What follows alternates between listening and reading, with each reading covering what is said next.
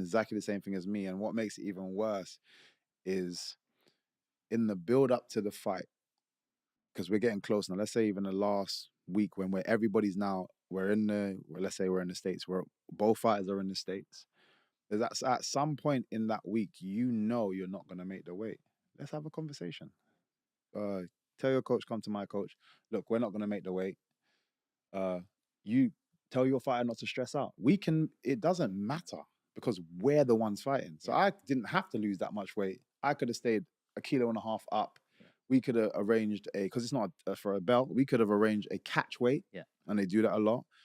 And so, but you waited for me to make the weight to then tell me. So again, it's like trying to keep those little advantages. And again, you have to have the right It feels team. like it's cheating, bro. Yeah, again, every little advantage helps. And if your team, are used to getting away with something, they're going to try it again, Are there a certain type of fighters that try and do these tactics? It happens all the time. I can't name random people, but it happens. It happens all the time. Yeah. How much does drugs play in the sport of UFC? I know there's VADA testing and stuff like that in boxing. I don't know what the rules are in UFC. Do you get testing done? I got drug tested 2 weeks ago. Put it this way, since I've joined the UFC, I've been drug tested 5 times. They don't play games. Like, I literally got stepped off the plane the other day, got home, and the guy's like, "Yeah, we called. I'm waiting outside your house." It's like, all right, cool, whatever. You just we need some of your pee. Yeah, they literally and you have to do a 3-month in advance, know where you're gonna be type thing. Yeah. So I have to tell everybody exactly where I'm gonna be. I don't know where I'm gonna be week to week. So that's difficult for me. But I try to do that generic. So as long as I haven't gone too far, they have a certain time frame that if they've called you, that you have to get over to them. So God forbid I was to get called right now, it's like I gotta go back across London to go but then he'd have to wait because it's like I've stepped out. Things can happen, but they mark it all down. So it again, I'm sure there are ways to get around stuff because that's only human for people to think about. But it's very difficult. It's very difficult. So yeah, I don't see it's too much of a issue now. Back in the day, yeah, it was. Okay. So you've gone from Bellator to bare knuckle fighting, and then from there, did you have any more fights, or did you go straight into UFC?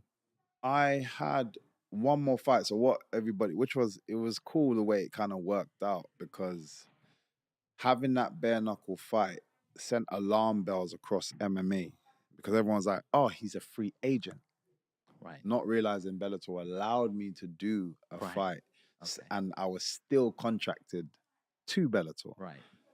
But it meant everybody showed their hand very quickly. So I had contacts from the UFC, contacts from the PFL, contacts from this. Like everyone's like, "Yo, what's going on? What's going on?" Like everyone's like, "Oh, is he free? Is he free? We want to talk to him. We want to talk to him."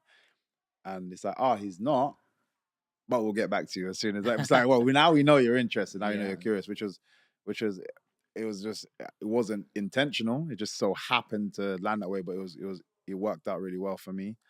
So I went back. I had one more fight after that, which again, I damaged a guy. That in bare knuckle or that was in MMA back in Bellator. Okay. It lasted 26 seconds or 27 seconds, something like that. But again, and I don't know how I keep doing this, but it's not intentional, I swear. But I landed a kick on a guy, and it split his patella. His knee basically just. I don't get it because I don't feel like I'm that tough. I'm a bit bony, but I don't feel like I'm that tough. You ripped Cyborg's that's what head I mean. apart, Like, I just feel like I'm bony or something because even like the kick on the guy's nose, I've never seen a guy's nose break like that. They're just things that have happened. Unfortunately, it hasn't been to myself, but there's things that has happened that, like injury wise, that's just been wild to me. Like I don't get, and I got it. Blessings to him. I stayed in touch with him as well, just to kind of see how he's getting on. He's not only has he made a full recovery, he's already had 2, like a year later, he's had 2 MMA fights back. He won his first one back, and I think he just lost his second one, but it was like decision. So like, but he's good. So it's good to see. How do you switch that emotion on and off? Because I know you're a very kind person, Mm. and you're a very humble person.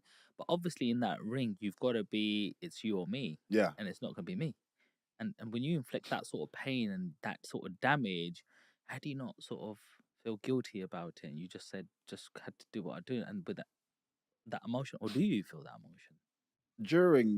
It's very difficult to be on both sides and be vicious and emotional. You have to pick a lane. It's very difficult. Otherwise, every time I land a punch, I'd be like, "Sorry, Yeah. are you okay?" Like, you couldn't do both at the same time. So yeah, you have to pick a lane. And I think everybody, regardless of who they are outside, everybody has a fight persona. My fight persona is MVP. MVP is a very selfish person, and he's going in there for the kill. Michael Page on the other side, like, very different person. Both sides have aspects of each other. It's like a um just what's the word I'm looking for? Like alter ego that is just coming out. And I always try to draw people down to people, like obviously a lot of people, especially in this country, into football. So if you watch football, I use like Wayne Rooney as an example, or even Paul Scholes. I'm a Man United supporter, so Paul Scholes is. Let me use Paul Scholes because everybody talks about how vicious this man was. Running, he's trying to take off your legs. Patrice Evra tells a story about him doing that during training. Like, you could injure me, which affects the whole team, and he doesn't care. Once he gets into this mode, he's an animal. Try to interview that guy afterwards. Like, yeah, oh yeah. He so nervous. Where is that animal gone? So, like I said, everybody has that persona held within them. Some people have, like for example, if go back to myself, MVP can spread into your everyday life. Sometimes because depending on how you grown, but because you get so much attention and that feels more exciting. Being that guy feels more exciting than being your normal self. So you're like, okay, you spread into your everyday, and then we start to realize people are like, man, I don't like this guy, and so on and so forth. I've been fortunate to have just the people around me, the upbringing, and I'd definitely say martial arts is a big key for me. Just having respect, bowing to people, strangers, helping up and coming guys in the gym come up as well as progressing forward. It was always a team effort. Just all these different things that I learned through martial arts kept me grounded as a person. So MVP stays when comes out when it's necessary and not doesn't spread into them every day. Fortunately, not everybody has that. But for the most part, people have a performance self and then have like how they are. Wow. Thanks for explaining that to us, man. That's just like it's like a Clark Kent and Yeah, Superman. You know what I literally. mean? It's It's literally like that. you're just like, Yeah. I'm cool. I'm cool. And the next one, Yeah, it is literally that. That's the best way to put it. love that, man. No, just so present listening, bro. It's just amazing hearing that sort of stuff. So let's talk about the fight you had with Kevin Holland. Yeah, I really enjoyed that fight. Actually, it just really made me appreciate how much of a striker you are. Mm. Them punches, the spinning elbows. Man, I don't know how you got that flexibility. I can barely just do this. Your elbows are already over there. You know what I mean? And yeah, let's go through that fight because there was a time where he kind of I thought he got you the Mm. way he locked you, and then I don't know what you did, and you just got out of it. And it was like, how do you? Someone's in their best position, and you've just like come out of it. Like, let's talk about that fight. What did you? How did you prepare for that fight going in? Again, I always try to just I always see it as if I can be better than my previous self than my opponent. I don't really care for my opponent. So, as much as I know, I'm a fan of Kevin Holland, and it was even when I was speaking. So I was speaking to it was Hunter Campbell, who's like Dana White's right hand man. he's the one running so much, man. He's an amazing guy.